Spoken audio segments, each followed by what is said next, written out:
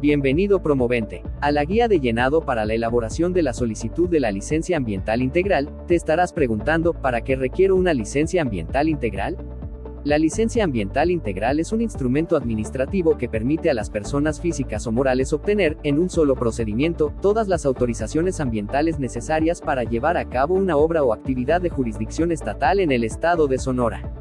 Este trámite está diseñado para integrar permisos en materias como impacto ambiental, licencia de funcionamiento, manejo de residuos de manejo especial, actividades consideradas de riesgo ambiental, y aprovechamiento de materiales pétreos.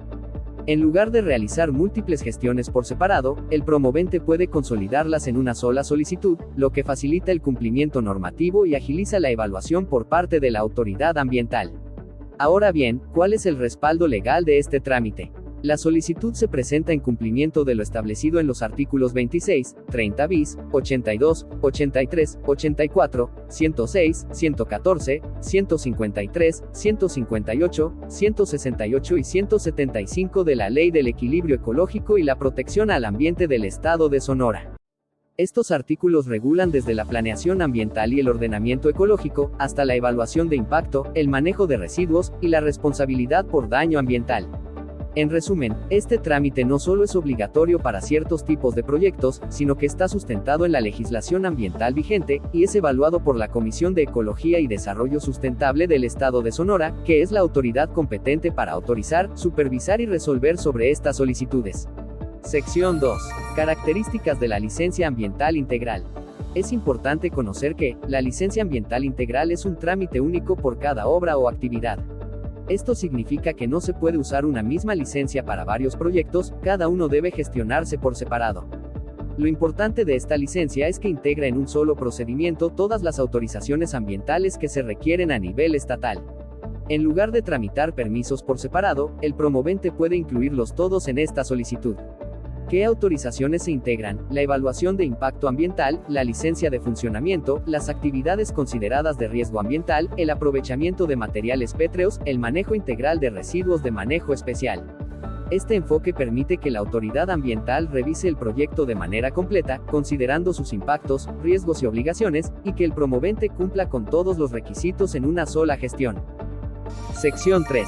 Requisitos del trámite. Para iniciar el trámite de la licencia ambiental integral, el promovente debe presentar una serie de documentos clave. Vamos a revisar cada uno.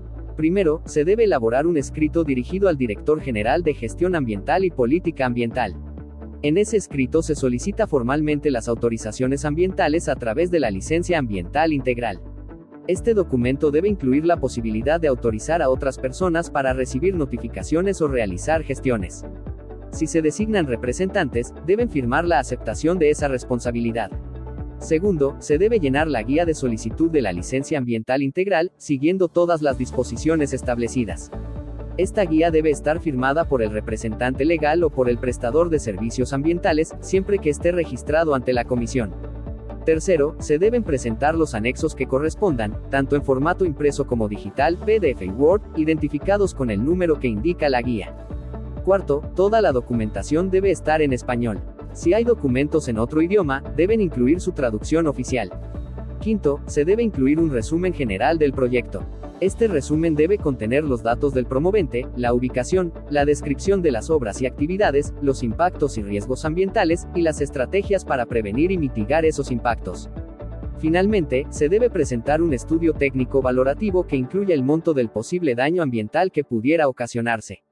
Este punto se basa en el artículo 106 de la Ley del Equilibrio Ecológico y la Protección al Ambiente del Estado de Sonora. Sección 4. Pago de derechos. En esta sección, el promovente debe presentar las copias de los pagos correspondientes a las autorizaciones que está solicitando mediante la licencia ambiental integral. Es importante que estos comprobantes se anexen a la solicitud desde el inicio, ya que forman parte de la documentación obligatoria para que el trámite pueda ser evaluado. Ahora bien, hay una excepción. En el caso de proyectos sobre bancos de materiales pétreos, el pago por el volumen que se pretende extraer no se realiza al momento de la solicitud, sino una vez obtenida la licencia ambiental integral. Esto significa que el promovente debe esperar a que la licencia sea autorizada antes de efectuar ese pago específico. Sección 5. Medio para su presentación. La solicitud de licencia ambiental integral debe presentarse de manera física, directamente en Oficialía de Partes en la Comisión de Ecología y Desarrollo Sustentable del Estado de Sonora. El horario de atención es de lunes a viernes, de 8 de la mañana a 3 de la tarde. La documentación debe entregarse en una carpeta blanca de 3 aros, con un mínimo de 2 pulgadas de espesor, y debe incluir en la portada y el lomo los siguientes datos: nombre de la empresa o promovente, nombre del proyecto o actividad, ubicación de la obra o actividad, dirección y coordenadas UTM, DATUMWGS 84, nombre del responsable de la obra o actividad. Hay 4 puntos clave que el promovente debe tener en cuenta al preparar su solicitud. Reserva de información. Si se desea que la información presentada se mantenga en reserva, debe solicitarse expresamente y justificarlo conforme al artículo 85A de la Ley del Equilibrio Ecológico y al capítulo 2 del título 2 de la Ley de Acceso a la Información Pública del Estado de Sonora. Puntos no aplicables. Si algún apartado de la guía no corresponde al tipo de obra o actividad, debe marcarse como no aplica y justificar claramente por qué no aplica. Sistema métrico decimal. Todas las cantidades que se manifiesten en la solicitud deben expresarse en unidades del sistema métrico decimal. Acuses del promovente. La solicitud debe incluir los acuses correspondientes, firmados por el promovente. Datos del promovente y del responsable técnico. Esta sección tiene como objetivo identificar formalmente al promovente y al responsable técnico que participa en la elaboración del estudio ambiental. Nombre del promovente o empresa. Si el promovente es una persona moral, debe presentar el acta constitutiva en original o copia certificada ante notario público, junto con copia simple para cotejo. Si es persona física, debe presentar su identificación oficial en original y copia simple. Este documento se identifica como Anexo 1. Actividad productiva principal. Aquí se describe la actividad principal a la que se dedica el promovente o la empresa. Registro Federal de Contribuyentes o cédula de identificación fiscal. Se debe anexar el original con copia simple para cotejo del RFC o de la cédula fiscal, siempre que tenga más de 3 años de antigüedad. Este documento se identifica como Anexo 2. Nombre del representante legal. Se debe incluir el nombre del representante legal, junto con los documentos que acrediten su personalidad jurídica.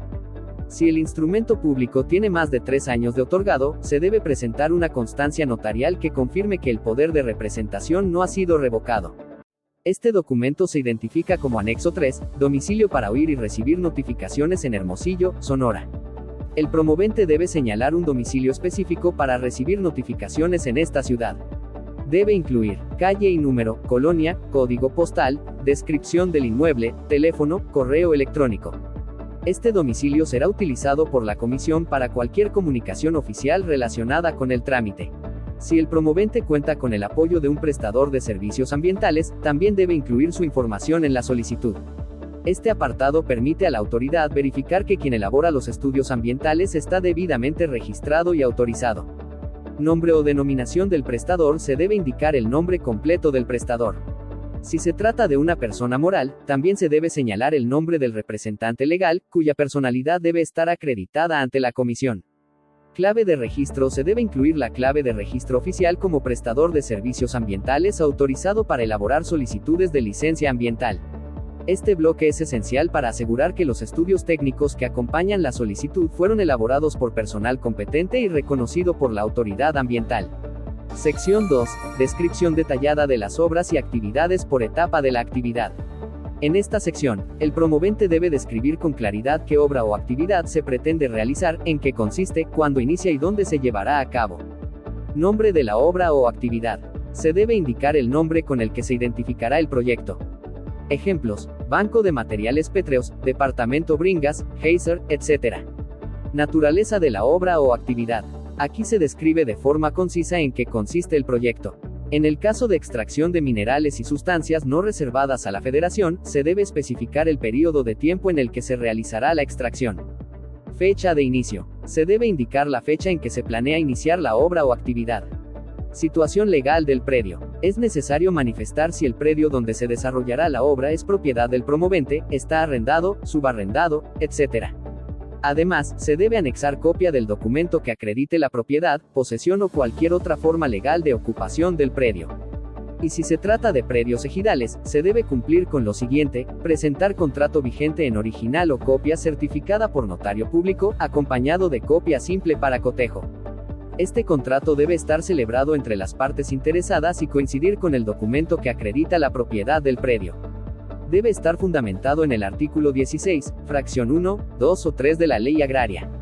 Este documento se identifica como Anexo 4.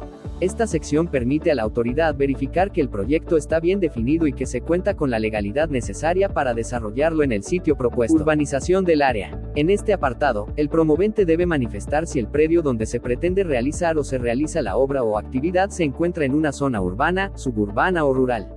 Además, debe describir la disponibilidad de servicios básicos como vías de acceso, agua potable, energía eléctrica, drenaje.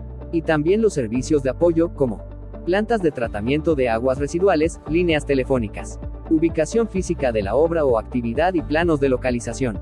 Aquí se debe indicar la dirección física donde se ubicará la obra o actividad, desglosada en los siguientes puntos: calle, predio o parcela, ejido, etc. Colonia. Coordenadas geográficas, datum WGS 84, del centroide del predio donde pretende desarrollarse el proyecto. Coordenadas UTM de los vértices del polígono donde se llevará a cabo la obra o actividad. Casos específicos dentro del punto anterior. Para proyectos de extracción de sustancias y minerales no reservados a la Federación, se deben presentar las coordenadas UTM de los vértices del polígono donde se llevará a cabo la extracción.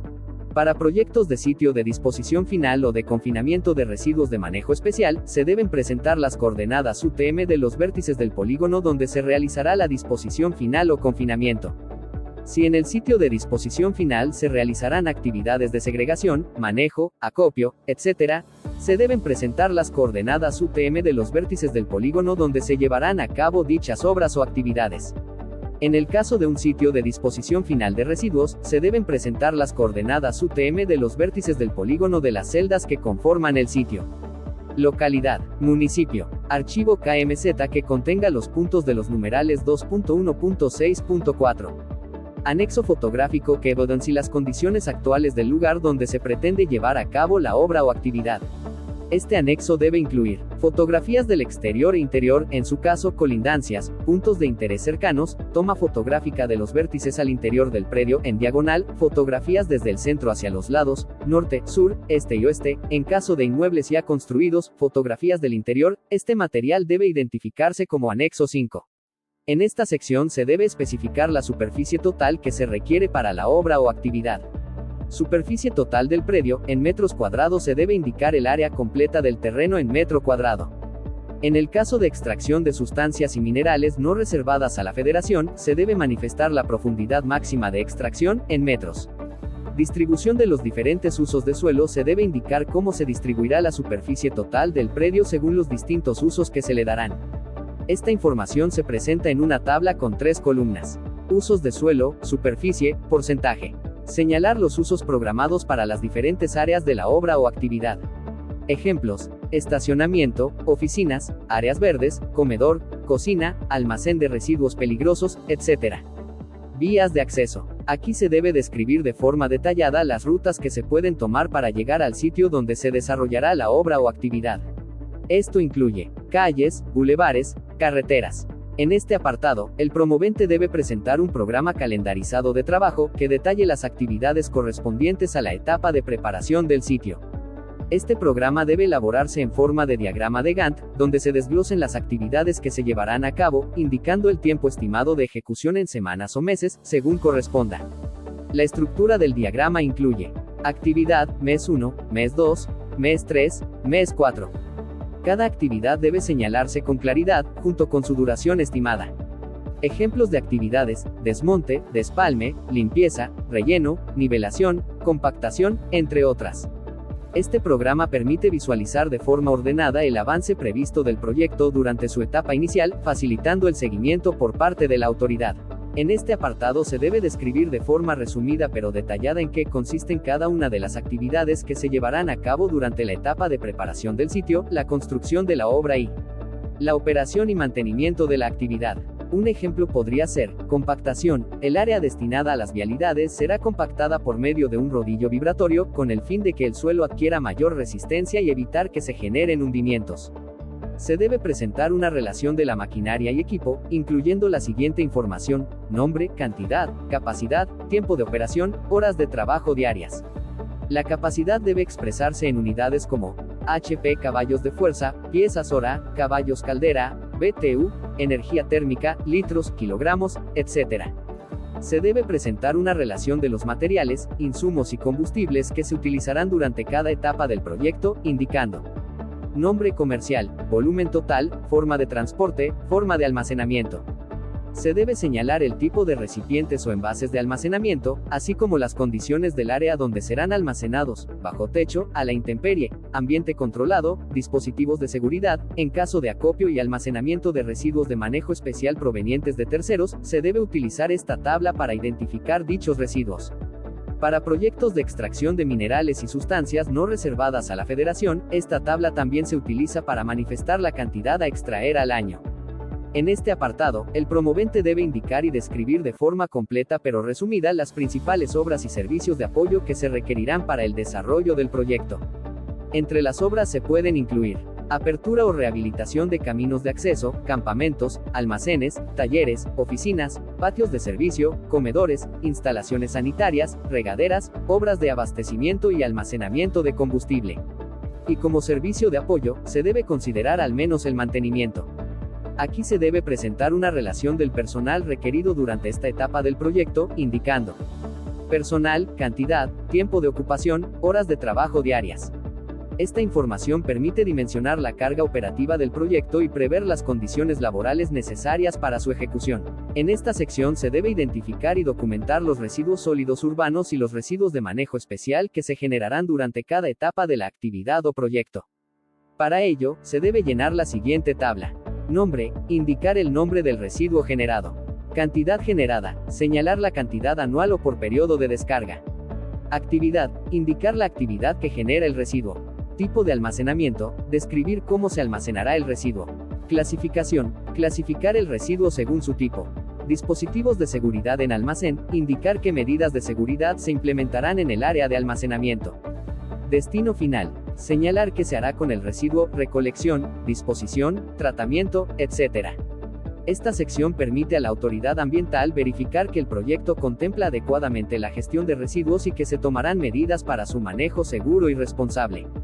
En este apartado se deben identificar las descargas al ambiente que se generarían durante cada una de las etapas del proyecto o actividad a desarrollar. Se deben considerar al menos los siguientes tipos de descarga: aguas residuales, emisiones a la atmósfera, emisiones al suelo, ruido, otras. Para documentar esta información, se debe llenar la siguiente tabla. Actividad, señalar la actividad que genera la descarga. Ejemplos: nivelación del terreno, compactación del suelo, tránsito de vehículos, etc. Tipo de descarga, indicar si se trata de aguas residuales, emisiones a la atmósfera, emisiones de ruido, etc. Parámetro contaminante, especificar el contaminante, por ejemplo, partículas, dióxido de azufre, plomo, grasas y aceites, compuestos orgánicos volátiles, COPS, etc. Volumen o nivel de descarga, estimar o calcular el volumen de descarga. Esto puede hacerse con base en tablas estándar, mediciones previas o fichas de procesos. Se debe presentar la memoria de cálculo como anexo 14. Norma oficial mexicana, indicar la norma que regula la descarga, por ejemplo, NOM 0012 Marnat 1993. Esta sección permite a la autoridad ambiental evaluar el impacto potencial del proyecto sobre los distintos componentes del entorno, y verificar que se contemplan las normas aplicables para cada tipo de descarga. En este punto se debe indicar la cantidad y el origen del agua que se utilizará en el proyecto. Además, se deben reportar los requerimientos excepcionales, especificando su periodicidad aproximada, y plantear otras fuentes alternativas si existen.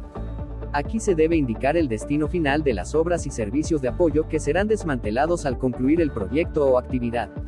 Esto incluye caminos de acceso, campamentos, instalaciones auxiliares, equipamiento temporal.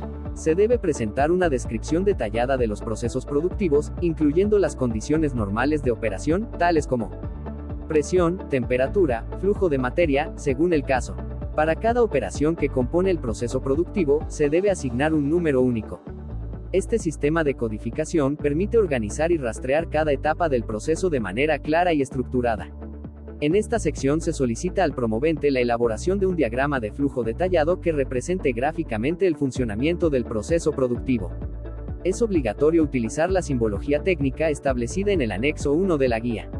Este diagrama debe presentarse e identificarse como anexo 6. Una vez identificadas las materias primas, insumos y combustibles utilizados en el proceso, se deben presentar las hojas de seguridad de materiales correspondientes a aquellos que presenten características de peligrosidad. Estas hojas deben cumplir con lo establecido en la NOM 018-ST-PS2015, que regula el Sistema para la Identificación y Comunicación de Riesgos por Sustancias Químicas en los Centros de Trabajo. Las hojas deben entregarse en formato digital. La autoridad ambiental, en este caso CEDES, se reserva el derecho de solicitar hojas adicionales, incluso si no se encuentran dentro del supuesto mencionado. Este conjunto documental debe identificarse como anexo 7. Esta sección se divide en dos partes: productos y subproductos generados por el proyecto. Se debe presentar una relación clara y completa de los productos generados, sin utilizar claves, códigos o números de parte.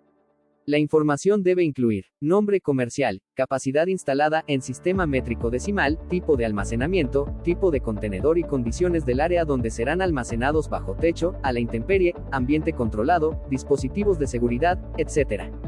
De forma similar, se debe presentar la información correspondiente a los subproductos generados durante el proceso productivo.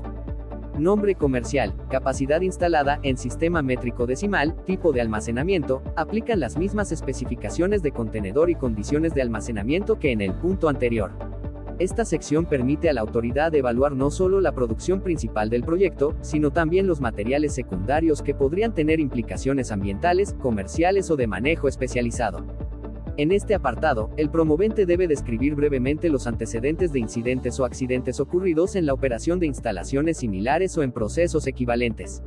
La descripción debe incluir el tipo de evento ocurrido, las causas que lo originaron, las sustancias involucradas, el nivel de afectación generado, y en su caso, las acciones que se llevaron a cabo para atender el incidente.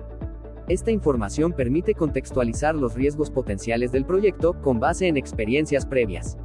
Se deben presentar los diagramas de tubería e instrumentación, elaborados con base en la ingeniería de detalle y utilizando la simbología técnica correspondiente.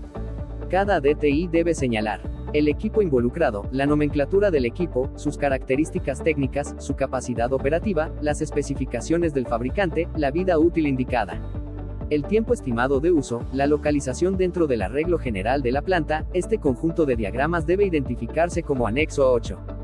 Con base en los DTIs, se debe realizar una identificación y jerarquización de riesgos en las áreas de proceso, almacenamiento, transporte. Para ello, se deben aplicar metodologías reconocidas internacionalmente, tales como lista de verificación, checklist, qué pasaría si, índice Dow, índice MOND, análisis de modo de falla y efecto, FMEA, o cualquier otra metodología técnica equivalente. Se debe aplicar la metodología conforme a sus especificaciones técnicas. En caso de modificarla, se debe sustentar técnicamente dicha modificación. Además, se deben indicar los criterios de selección de la metodología utilizadas, los procedimientos aplicados y las memorias descriptivas correspondientes. La evaluación debe considerar todos los aspectos de riesgo en cada área de la instalación. Se debe presentar el original o copia certificada de los estudios que amparen el dictamen, factibilidad o idoneidad de uso de suelo, expedidos por la autoridad competente. Este documento debe indicar la anuencia de uso de suelo y los requisitos aplicables, según el tipo de obra. Este estudio debe ser reciente y compatible con el uso de suelo propuesto. Debe identificarse como anexo 12. Se deben determinar los radios de afectación potencial, considerando cada objeto de riesgo identificado en el punto 2, 7.2. La estimación debe incluir la memoria de cálculo que justifique los parámetros utilizados, la simulación de gases tóxicos, si aplica, un croquis de cada emplazamiento, las distancias volumétricas correspondientes. Toda esta información debe sustentarse en el anexo 9. El promovente debe representar gráficamente las zonas de riesgo y de amortiguamiento en un plano a escala conveniente, en el que se muestren claramente los puntos de interés que pudieran verse afectados por un incidente. Estos puntos incluyen asentamientos humanos, cuerpos de agua, vías de comunicación, caminos y accesos. Este plano debe identificarse como anexo 10. Se debe manifestar la ubicación precisa, en coordenadas UTM, de la sustancia que está sujeta al estudio de riesgo. Ejemplos de ubicación: tanque de gas LP, cuarto de químicos, área de almacenamiento de sustancias peligrosas, etc. En caso de que el simulador o software utilizado lo permita, se debe presentar un archivo KML que contenga los resultados de las zonas de riesgo y amortiguamiento obtenidas en el punto 2.3.5. Este archivo permite visualizar geoespacialmente los radios de afectación en plataformas compatibles. Se debe realizar un análisis y evaluación de posibles interacciones de riesgo con otras áreas, equipos o instalaciones que se encuentren dentro de la zona de riesgo. Este análisis debe incluir identificación de instalaciones vulnerables, evaluación de posibles efectos cruzados, medidas preventivas orientadas a reducir el riesgo en dichas áreas. Se deben indicar de forma clara las recomendaciones técnico-operativas que resulten de la aplicación de las metodologías de identificación de riesgos .2.3.3 y la evaluación de riesgos .2.3.4. Estas recomendaciones deben ser específicas, aplicables y orientadas a la mejora de la seguridad operativa. Se debe describir a detalle los equipos, dispositivos y sistemas de seguridad con los que contará la instalación, incluyendo criterios de operación, normas aplicables, especificaciones técnicas, ubicación física dentro del sitio. Esto incluye sistemas de detección, supresión, contención, señalización y respuesta ante emergencias. Se deben indicar las medidas preventivas para evitar la aparición de riesgos durante la operación normal de la instalación. Esto incluye sistemas anticontaminantes, actividades encaminadas a la protección civil, acciones para el control de emergencias. Estas medidas deben estar orientadas a evitar el deterioro del medio ambiente y proteger a la población. Se deben indicar las medidas preventivas y de seguridad específicas para el manejo de sustancias químicas utilizadas en la actividad riesgosa. Esto incluye procedimientos de manipulación, equipos de protección, condiciones de almacenamiento, capacitación del personal. En caso de que aplique, se debe presentar un programa de prevención de accidentes que incluya diagnóstico de riesgos, planes de acción, cronograma de implementación, indicadores de seguimiento.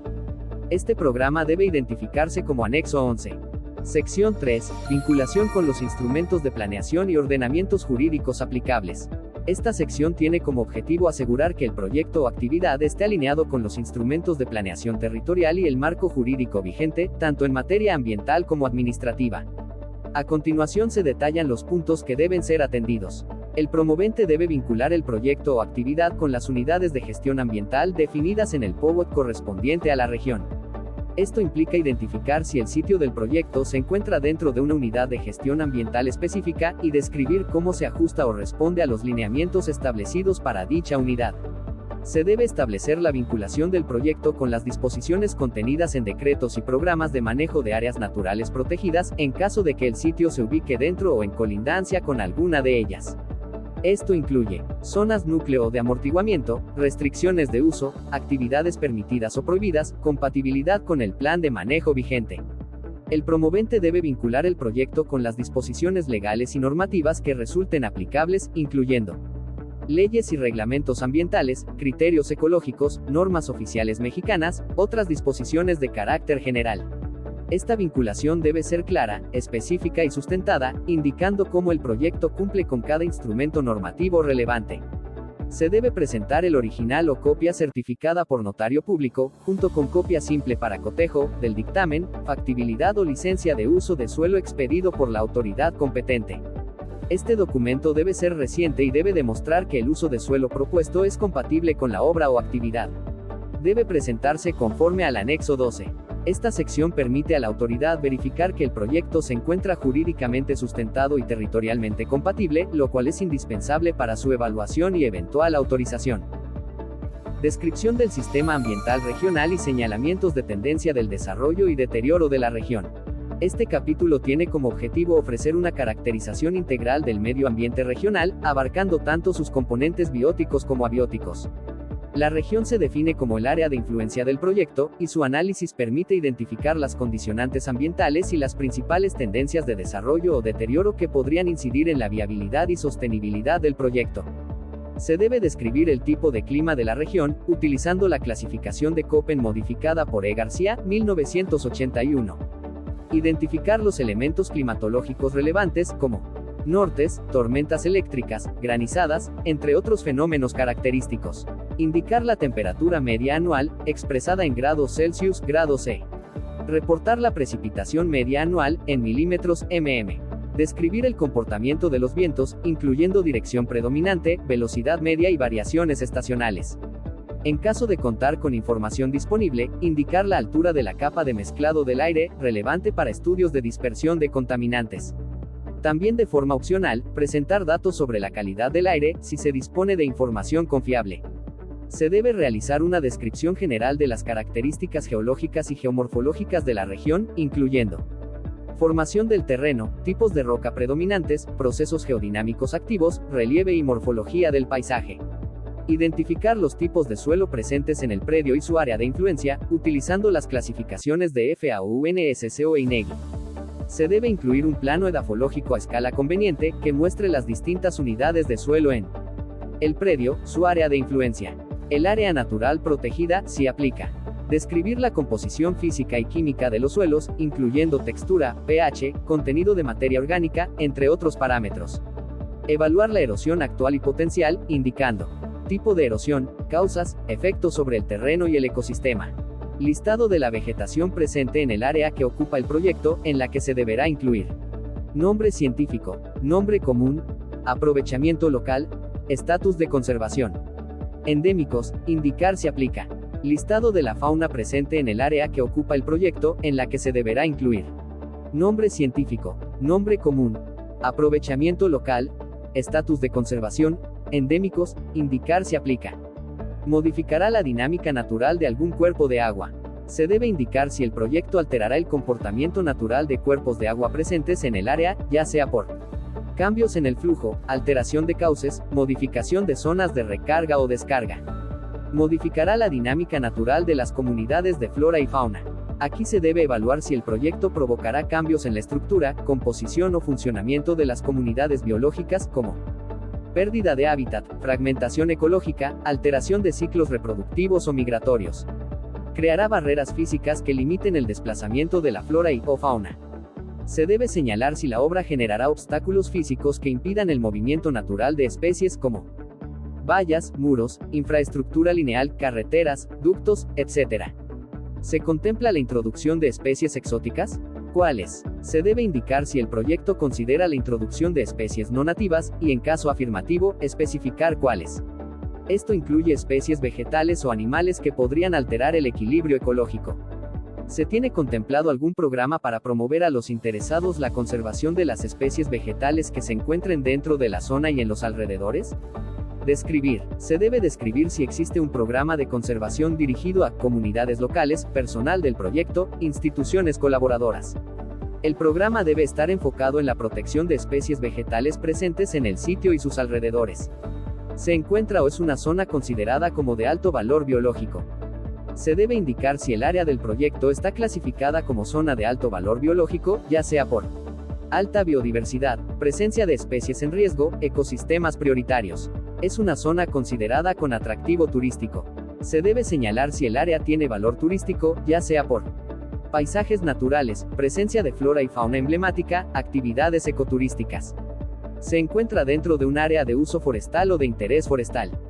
Se debe indicar si el proyecto se ubica en una zona forestal o de interés forestal, lo cual implica restricciones de uso, potencial productivo maderable o no maderable, relevancia ecológica. Eso se encuentra cerca de un área natural protegida. Se debe señalar si el proyecto se encuentra dentro o en proximidad de una área natural protegida, lo cual puede implicar compatibilidad con el plan de manejo, requerimientos adicionales de evaluación, medidas de mitigación específicas. Modificará la armonía visual con la creación de un paisaje artificial. Se debe evaluar si el proyecto alterará la percepción visual del entorno, mediante construcción de estructuras visibles, cambios en la cobertura vegetal, introducción de elementos ajenos al paisaje natural. ¿Existe alguna afectación en la zona? Explique en qué forma y su grado actual de degradación. En este punto, el promovente debe identificar si la zona ya presenta algún tipo de afectación ambiental, antes del inicio del proyecto. La descripción debe incluir tipo de afectación, por ejemplo, deforestación, contaminación del suelo o agua, pérdida de biodiversidad, erosión, presencia de residuos, etc. Forma en que se manifiesta, visual, funcional, ecológica, sanitaria, entre otras. Grado de degradación actual, leve, moderado, severo, irreversible, según diagnóstico técnico o evidencia disponible. Esta información es clave para establecer una línea base ambiental y para definir medidas de restauración, compensación o mitigación en caso de que el proyecto se desarrolle en una zona ya impactada. Sección 5. Identificación, descripción y evaluación de los impactos y riesgos ambientales. Esta sección tiene como objetivo asegurar que el promovente realice una identificación precisa, objetiva y viable de los impactos y riesgos ambientales derivados de la ejecución del proyecto, así como de las medidas correctivas o de mitigación correspondientes. La evaluación debe estar desglosada por componente ambiental y sustentada en una metodología clara. B1. Metodología de identificación. Se debe presentar una descripción de la metodología utilizada para identificar los impactos y riesgos ambientales. Esto incluye fundamento técnico de la metodología, criterios de valoración, escalas de impacto, procedimientos de análisis. Como parte de este punto, se debe incluir la matriz de identificación de impactos, que debe presentarse como anexo 13, B2. Identificación, descripción y valoración de impactos y riesgos. Se debe realizar una identificación detallada de cada uno de los impactos y riesgos ambientales que se generarán en cada etapa del proyecto, incluyendo preparación del sitio, construcción, operación, mantenimiento, desmantelamiento, si aplica. Para cada impacto o riesgo, se debe llenar la siguiente tabla. Etapa. Componente ambiental modificado. Obra o actividad que ocasionará el impacto y riesgo ambiental. Descripción del impacto o riesgo. Valoración del impacto y riesgo ambiental. La valoración debe considerar criterios como intensidad, duración, reversibilidad, probabilidad de ocurrencia, área de influencia. Esta sección es clave para que la autoridad ambiental pueda anticipar los efectos del proyecto y verificar que se han previsto medidas adecuadas de prevención, mitigación o compensación. Sección 6. Estrategias para la prevención y mitigación de impactos y riesgos ambientales. Esta sección tiene como propósito que el responsable del estudio proponga medidas concretas de prevención, corrección o mitigación para cada uno de los impactos y riesgos ambientales identificados en el proyecto. Las medidas deben ser claramente explicadas, con sus mecanismos de aplicación, técnicamente viables, sustentadas en criterios científicos, evaluables, mediante indicadores de éxito, realistas, considerando la disponibilidad de recursos. B1. Descripción de la medida correctiva o de mitigación. Para cada impacto o riesgo ambiental identificado en el estudio, se debe describir la medida específica que se aplicará. La descripción debe incluir tipo de acción, preventiva, correctiva, compensatoria. Objetivo ambiental que se busca proteger o restaurar, procedimiento técnico para su implementación, indicadores para verificar su eficacia. B2. Duración y etapa de aplicación. Se debe indicar la duración estimada de cada medida, la etapa del proyecto en la que se aplicará preparación, construcción, operación, etc. Tabla de medidas por impacto. Para organizar esta información, se debe llenar la siguiente tabla. Etapa del proyecto. Actividad. Componente ambiental. Impacto y o riesgo ocasionado. Medida correctiva o mitigación. Duración. Esta tabla permite visualizar de forma clara y estructurada la correspondencia entre impactos y acciones correctivas, facilitando su seguimiento y evaluación por parte de la autoridad ambiental. Sección 7. Pronósticos ambientales regionales y evaluación de alternativas. Esta sección tiene como propósito proyectar el escenario ambiental futuro derivado de la ejecución del proyecto, considerando tanto los impactos residuales como las medidas correctivas o de mitigación aplicadas. Además, permite realizar una evaluación integral del proyecto en relación con su entorno. Pronóstico del escenario. Con base en el escenario ambiental elaborado en los apartados anteriores, se debe realizar una proyección técnica que ilustre el resultado esperado de las medidas correctoras o de mitigación, la dinámica ambiental resultante en el área de influencia, la presencia de impactos residuales que persistan tras la intervención. Conclusiones. Con base en una evaluación integral del proyecto, se debe realizar un balance impacto-desarrollo, en el que se discutan los beneficios potenciales que podría generar el proyecto, su importancia estratégica para el desarrollo local o regional, la modificación esperada en los procesos naturales y ecosistemas presentes, la compatibilidad del proyecto con el sitio donde se pretende establecer. Esta conclusión debe integrar todos los elementos analizados en el estudio, y servir como base para la toma de decisiones por parte de la autoridad ambiental. Importante. Los promoventes, bajo protesta de decir verdad, manifiestan que la información y documentación anexa a la presente solicitud son reales y fidedignas, conforme a su conocimiento. Reconocen la responsabilidad legal que implica declarar con falsedad ante la autoridad, tal como lo establece el artículo 205, fracción I del Código Penal para el Estado de Sonora.